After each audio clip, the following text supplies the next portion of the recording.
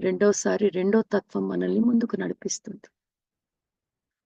గత 6500 ఏళ్ళు పురుషతత్వం ముందుండి మానవాళిని నడిపించిన సమయం అది.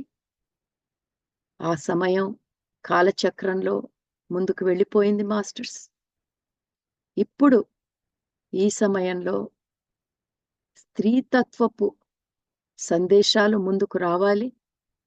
మానవాళి ఆ సందేశాలను మార్గదర్శకత్వంగా తీసుకొని ముందుకు వెళ్ళాల్సిన సమయం ఇది.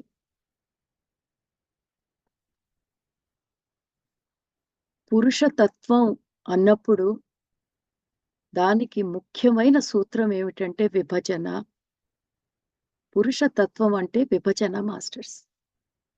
స్త్రీ తత్వం అంటే కలుపుకోవటం. అన్నిటినీ కలుపుకుంటూ ముందుకెళ్ళటమే స్త్రీ